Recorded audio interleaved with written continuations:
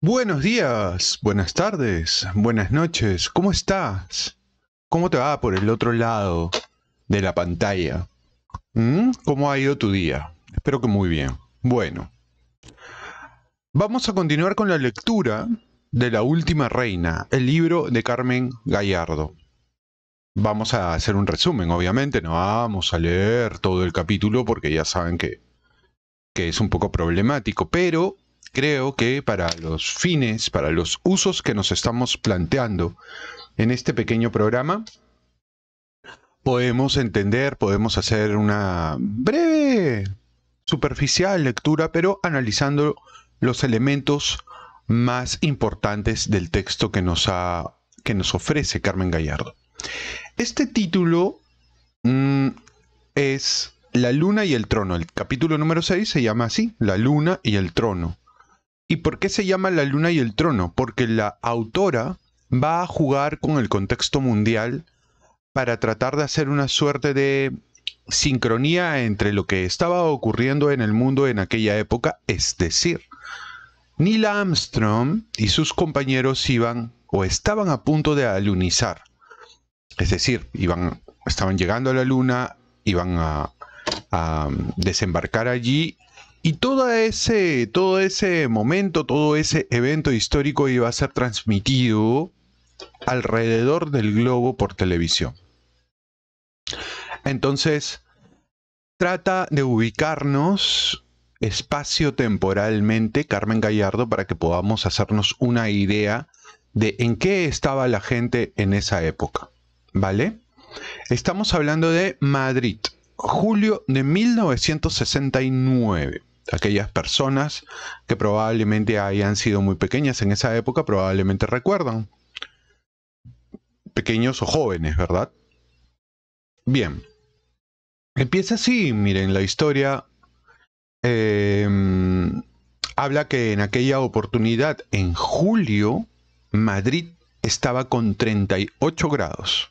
Así empieza el primer capítulo. Dice, la última quincena de julio ardía Madrid con 38 grados a la sombra y más aún Ciudad Real que alcanzaba 41 grados.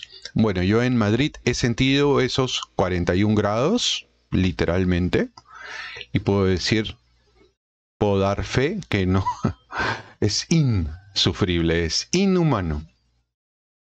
Y continúa, dice, al anochecer, jóvenes mayores y niños se reunían a la fresca en la puerta de las casas, y los que ya vivían en una capital salían a la terraza o formaban un corrillo en torno al portal del bloque de viviendas. Escaseaba en los parques por entonces. Todo menos meterse a la casa. Y efectivamente, esa es un poco la costumbre por allá en verano. Es invivible, es impensable quedarse en la casa con el calor, menos aún si es que no tienes aire acondicionado. Y continúa, el calor arreciaba y las noticias bullían, una de carácter interno, y esto es lo que yo he resaltado. Franco estaba por anunciar a su sucesor, el príncipe Juan Carlos de Borbón, y Borbón era el elegido. Hay que recordar que el padre de Juan Carlos era quien estaba a la expectativa de ser, entronizarse, ¿ok? Pero eso había quedado en suspenso debido al gobierno que en ese momento ejecutaba Franco, Francisco Franco, en España.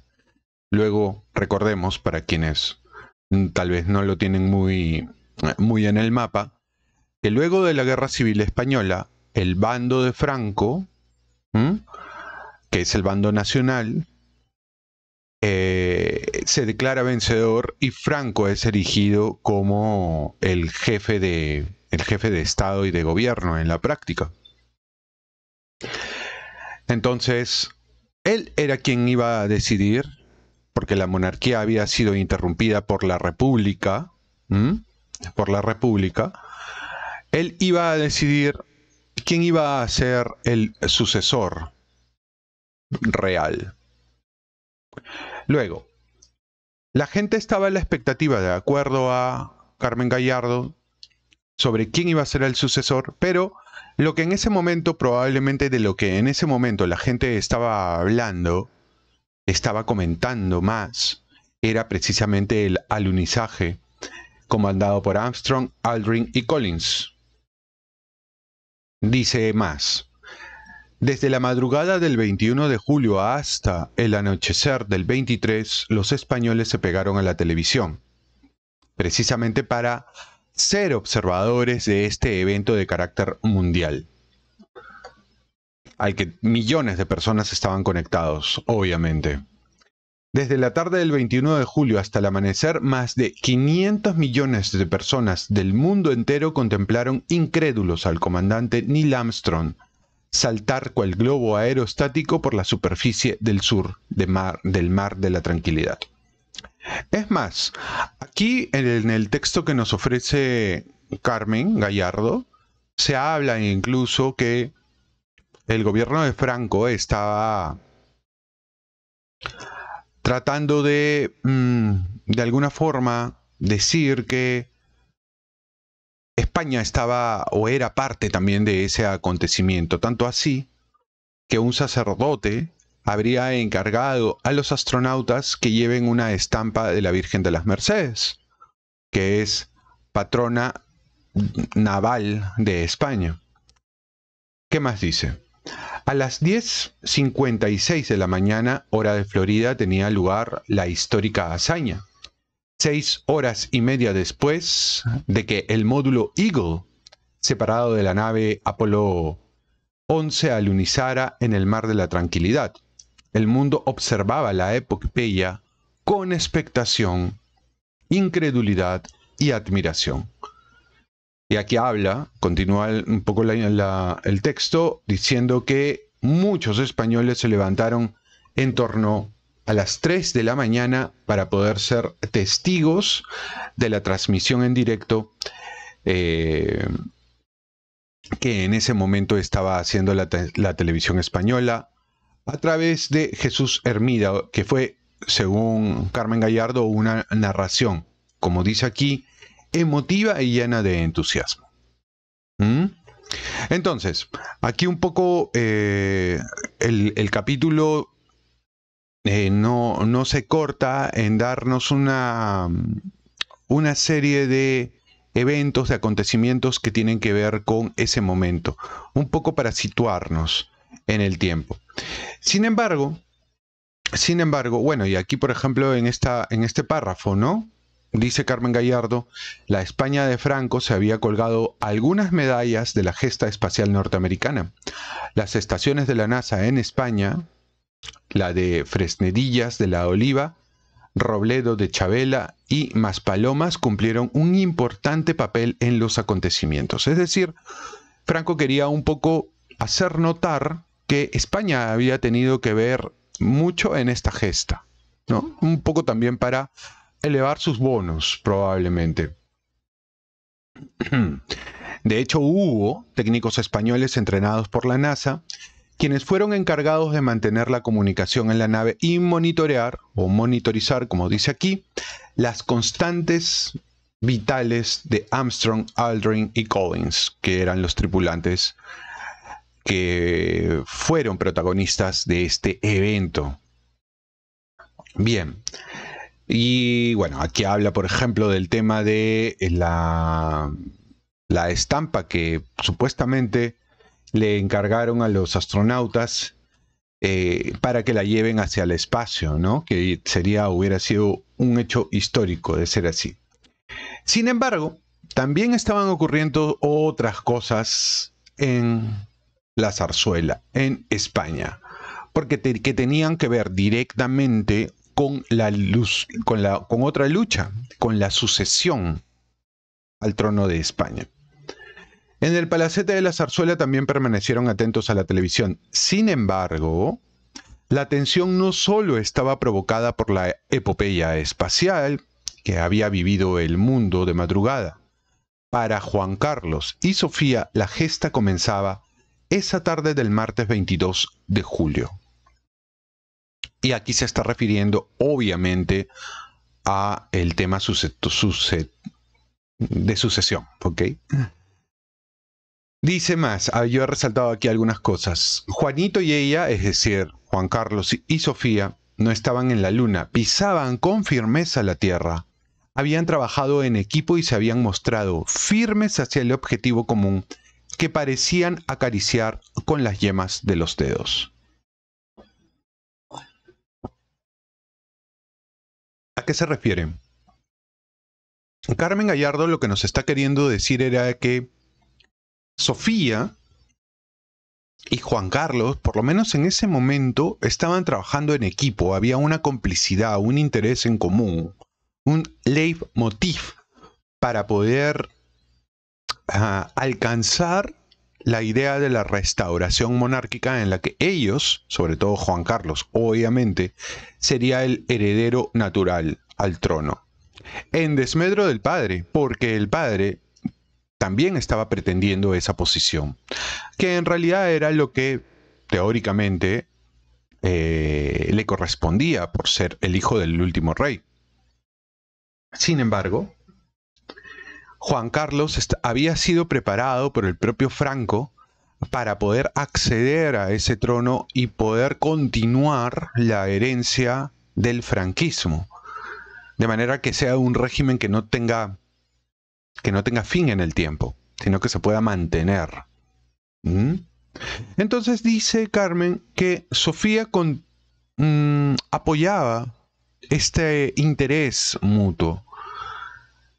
Y aquí ella resalta los valores y las virtudes naturales propios de ella y también aquellos conocimientos que había adquirido cuando era princesa, bueno, seguía siendo princesa de Grecia, pero cuando fue formada en los rigores académicos, intelectuales de su educación, de la educación con su padre, Pablo de Grecia, Pablo el Bueno, como se le denominaba también. Dice, ella contribuía con su agudo análisis político, el pragmatismo, la fuerza y el entusiasmo que dedicaba al proyecto y transmitía a su marido si acaso él flaqueaba en alguna ocasión, ¿no? Entonces, nos va hablando acá Carmen Gallardo que había una comunicación plena, una comunión plena en la pareja.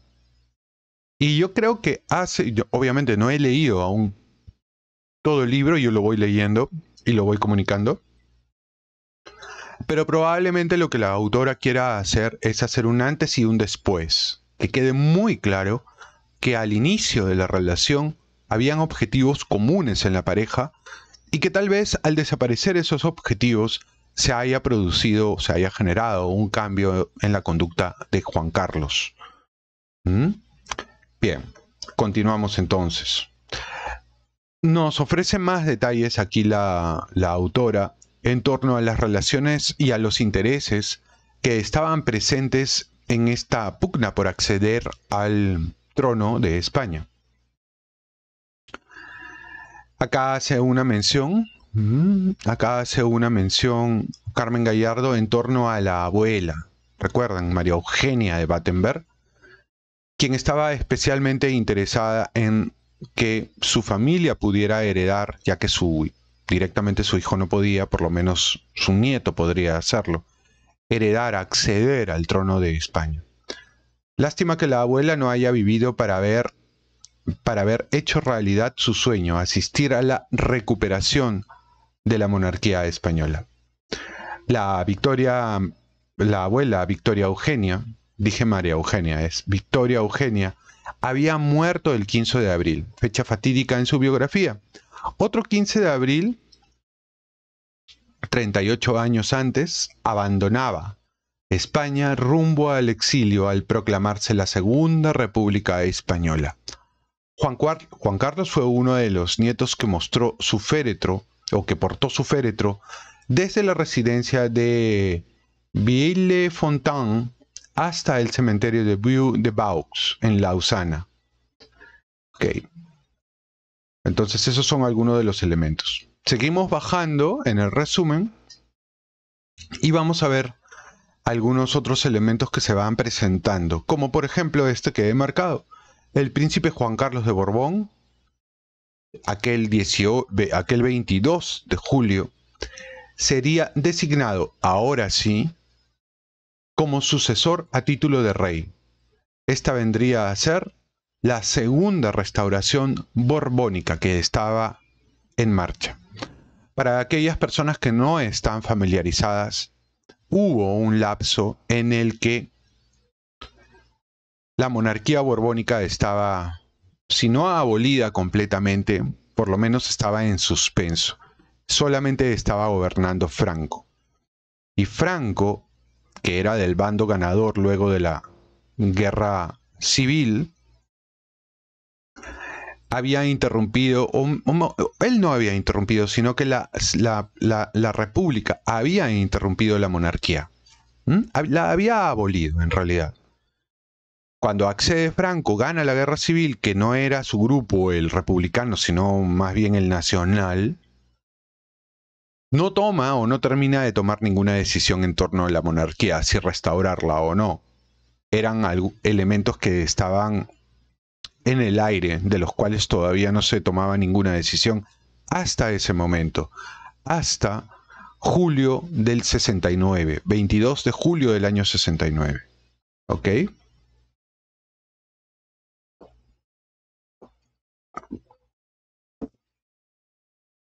Entonces, ya nos encontramos en el punto en donde el matrimonio de Sofía con Juan Carlos había recibido la noticia del acceso a la corona. Franco, recordemos, había invertido en la educación de Juan Carlos para que éste pueda continuar la herencia del franquismo. Sin embargo, es bastante probable que en este punto Juan Carlos esté pensando absolutamente de otra manera, aun cuando aún era joven. En la zarzuela estaba todo listo, habían preparado y analizado con lupa el discurso de aceptación que el príncipe debía pronunciar al día siguiente. Luego aquí aparecen una serie de preocupaciones alrededor de la pareja. Sofía tenía dudas, a pesar de su determinación, tenía dudas, sobre todo dudas de carácter legal, porque la sucesión afirmaba que el padre de Juan Carlos, Juan, tenía el derecho de poder acceder. Sin embargo, parece que hubo algunos asesores, hubo algunos consejeros que trataron de convencerla que en este nuevo marco, en este nuevo contexto, en esta nueva realidad, no estaba mal que sea Juan Carlos, su esposo, quien herede el trono de España. Bien, entonces, aquí va a entrar en pormenores, ¿no? Pactaron y aquí hablan, qué sé yo, aquí hablan, por ejemplo, de los detalles de los sucesos que iban a venir un poco antes, durante y después de la aceptación de Juan Carlos como heredero de la corona. Pactaron con la gente de Franco hasta el título nobiliario de la pareja. El dictador, Francisco Franco, se negaba en rotundo a reconocer el que usaban los herederos de la Casa Real Española, el de príncipe de Asturias. Juan Carlos y Sofía no serían los príncipes de Asturias. Era tanto como reconocer la legitimidad que el dictador le negaba a don Juan. Sofía siempre al acecho recordó la propia historia de su familia. Y aquí adjunta un diálogo que, bueno, no sé si será de entero real o será que la autora se lo habrá fantaseado. Dice algo así. Sophie, que era como Juan Carlos le decía a la reina Sofía. Sophie, no puedo ser príncipe de Asturias. Es innegociable ese asunto. Tampoco puedo aceptar convertirme en el príncipe de Borbón, porque eso es nada. La princesa nunca perdía un minuto, continúa.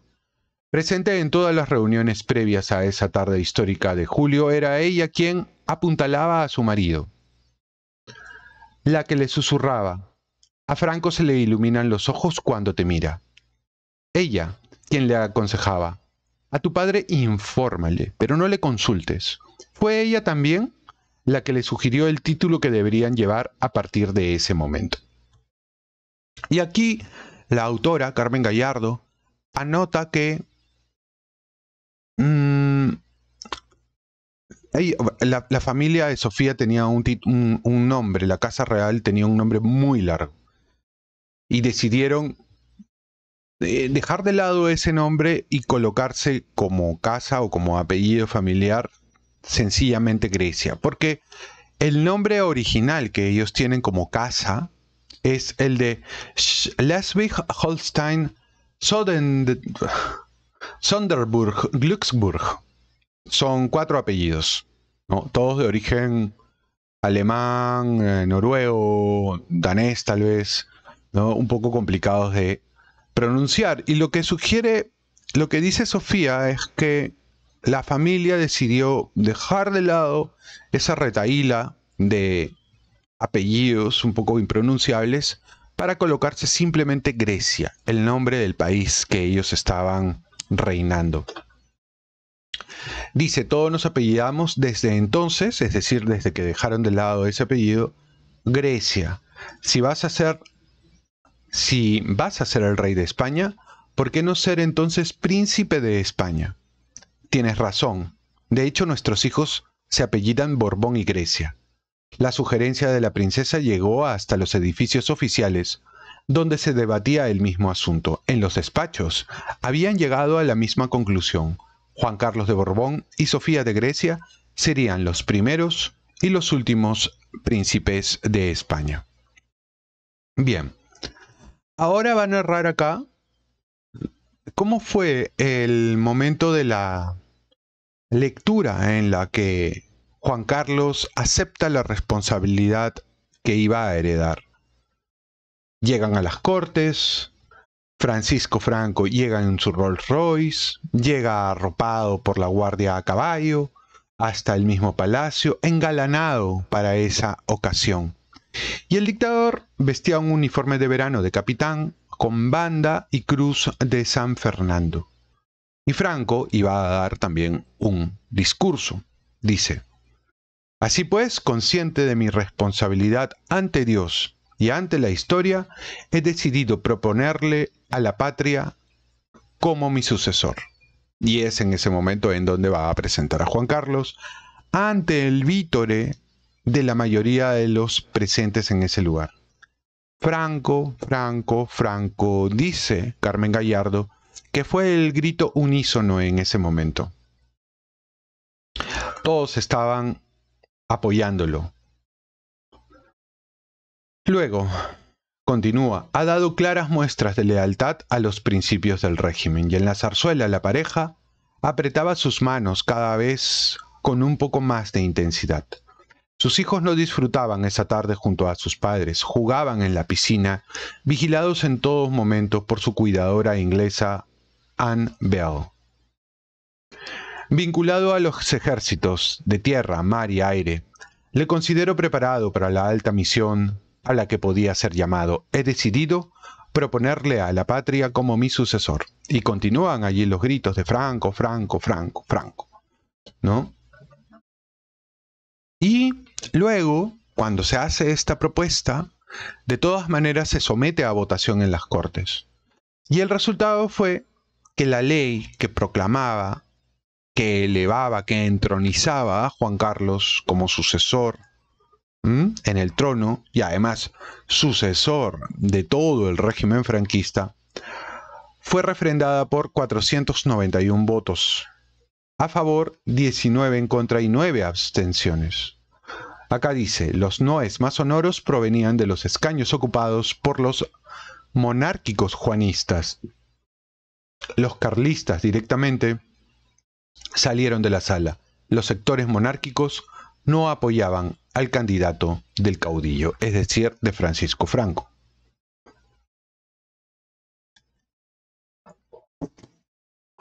Y bueno, aquí hay más información que nos deja Carmen Gallardo. acá hay una suerte de... puede ser queja, observación, porque hasta ese punto, a ver, vamos a leer este párrafo. Mientras se ajusta un collar de perlas de una sola vuelta y la doncella arregla su peinado, piensa una y otra vez en el esfuerzo titánico de los últimos años. Las frases cogidas al vuelo o leídas en los últimos tiempos en escenarios diversos y que guardaban en alguna de sus cajitas. Dice Franco que son inteligentes, serios y sensibles. La princesa es extraordinariamente culta y simpática. Habla bastante bien el español y cuando le falla recurre al francés. El pueblo español no está preparado para la democracia. Si Juan Carlos llega a ser rey, no durará más de un año. Desconfíe de los amigos íntimos, se vuelven malos. La música invadía el cuarto mientras le hablaba al espejo. Esto es lo que supuestamente decía Sofía. Hemos vivido los últimos 6 años sin tarea, sin función, sin rango. Soy una princesa de Grecia, educada para reinar. ¿Qué tiempos tan difíciles, advirtiéndome siempre sobre los malos consejeros, aceptando las prohibiciones llegadas desde el Pardo, asumiendo que no éramos nadie en este país? Acá, Carmen Gallardo, nuevamente, trata de mostrarnos la dimensión humana, la dimensión de las dudas, de las presiones que tenía que enfrentar Sofía en ese momento. Noten que una línea de narración que nos ofrece Carmen Gallardo tiene que ver mucho con el temple de la reina Sofía. Es, incluso más que ella misma, es hasta este momento que estamos leyendo estos capítulos, el temple, la fortaleza, la perseverancia, son los verdaderos protagonistas de la historia. Acá, Carmen Gallardo trata de levantar ese tipo de virtudes. Bien, entonces, aquí ya va a entrar un poco en más información de aquellas personas que estuvieron alrededor de la propia reina Sofía y que fueron determinantes precisamente en la fortaleza de su carácter. Habla de los invitados que estuvieron presentes en la ceremonia posterior a la proclamación de Juan Carlos, ¿no? Ya en las tribunas, los invitados del Palacio de las Cortes, mientras su marido pronunciaba para el mundo un histórico o un discurso histórico, la princesa sonreía con la delicadeza habitual y calmaba a sus niñas, las únicas que la acompañaban en un momento trascendental. Ningún otro miembro de la familia real se sentaba en la bancada de invitados del Palacio de las Cortes. Destaca el gesto plácido y sereno y el discreto vestido elegido, uno bicolor muy a la moda de entonces. Casi sabe de memoria las palabras que va a pronunciar su marido. Lo observa o le observa erguido con el uniforme de capitán de infantería y el toisón de oro prendido en la pechera, casi perfecto. También se fija en su gesto, que no denota intensidad ni afectación. Esta es parte del discurso de Juan Carlos. Mi general, desde que comencé mi aprendizaje de servicio a la patria, la sonrisa que la princesa brinda a su marido pasará desapercibida para los españoles que tan solo unos segundos, o son tan solo unos segundos, cuando las cámaras de televisión reparan en ella. Tantos sufrimientos, tristes pero necesarios, para que nuestra patria encauce de nuevo su destino. Entonces, el discurso de Juan Carlos habría de ser el discurso de alguien empeñado por recuperar el cauce de la patria, pero sin dejar de agradecer a Franco. Un síntoma, claro, además, que él estaba alineado a los presupuestos, a los principios, a los valores que el régimen franquista encarnaba. Luego hace notar acá a Carmen Gallardo que Juan Carlos quería hablar a los jóvenes, a las generaciones venideras, a aquellas personas que tal vez no habían vivido con la misma intensidad la guerra civil o que eran hijos de quienes la habían peleado, pero que era complicado porque el entorno en donde estaba hablando Juan Carlos en ese momento estaba compuesto de gente plena del régimen y que al terminar su discurso lo único que hacían era vitorear Franco, Franco, Franco. Era difícil que ese mensaje que llegaba de una de las dos dictaduras de Europa Occidental calara en las sociedades de los países del entorno. Muy bien, eso es un poco lo que, bueno, aquí ya entra en una serie de detalles posteriores, ¿no? Sobre todo de la gente que estaba alrededor del régimen de Franco. Muy bien, eso era un poco lo más importante y lo que atañe más a este capítulo, que hace referencia al momento histórico en donde están ocurriendo las cosas. Año o julio de 1969, año en donde se recupera la monarquía y que al mismo tiempo el hombre llega a la luna. Y hace especial hincapié aquí la autora en resaltar y remarcar las virtudes de la reina Sofía, de la que en ese momento todavía no era la reina Sofía, era princesa, luego lo sería, pero sobre todo eso, ¿no? Que tal vez Juan Carlos no sería lo que es, no habría alcanzado lo que alcanzó si no fuera por la decisión, la firmeza de la propia reina Sofía de Grecia, princesa en ese momento, ¿no? Muy bien, espero que les haya gustado este pequeño resumen. Si es así, regálenme un like y regálenme un comentario para que este video pueda llegar a más personas. Vamos a seguir con la lectura del libro, que el siguiente capítulo se llama Intrigas palaciegas, la pedida, y nos sitúa en Madrid, en otoño de 1971. Así que nos vemos en el siguiente video. Conmigo muchas gracias y hasta la próxima. Paz y bien.